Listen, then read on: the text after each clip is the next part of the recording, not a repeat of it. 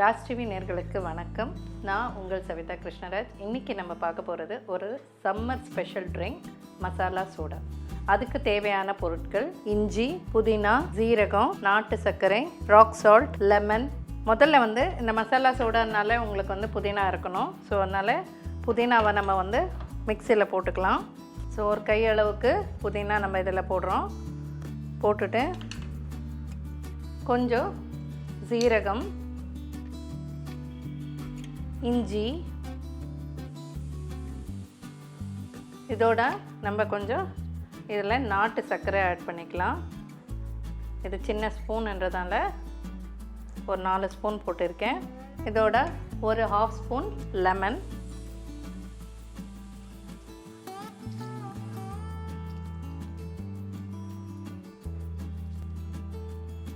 நல்லா பிழிஞ்சிடலாம்.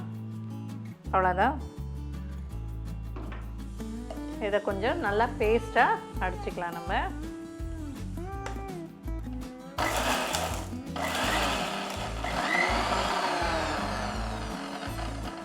கொஞ்சம் தண்ணி இதுக்கு ஆட் பண்ணிக்கலாம். நம்ம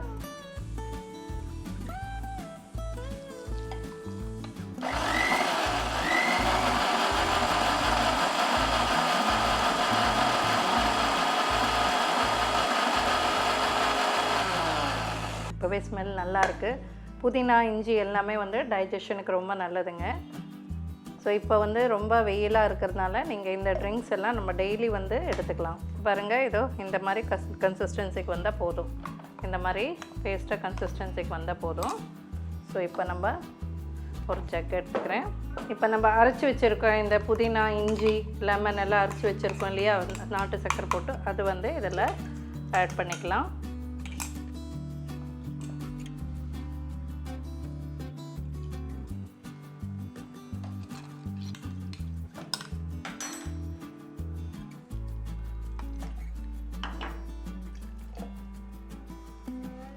ஸோ இதில் இப்போது நம்ம இதுக்கு சோடா ஆட் பண்ணணும். சோடா நீங்கள் என்ன பிராண்ட் வேணாலும் நீங்கள் யூஸ் பண்ணிக்கலாம்.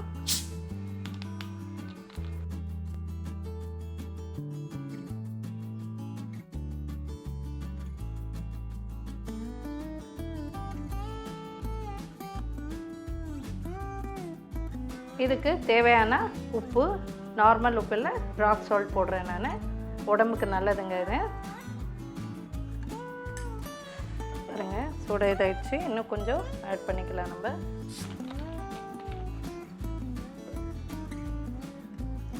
ஸோ இந்த மாதிரி உப்பு, ஜீரகம், புதினா எல்லாமே போட்டது எல்லாமே ஜீரண சக்திக்கு நல்லதுங்க. ஸோ நல்லா கலக்கிட்டு இதில் நம்ம கொஞ்சம் ஐஸ் ஆட் பண்ணிட்டோன்னா இன்னும் நல்லாயிருக்கும் சாப்பிட்றதுக்கு.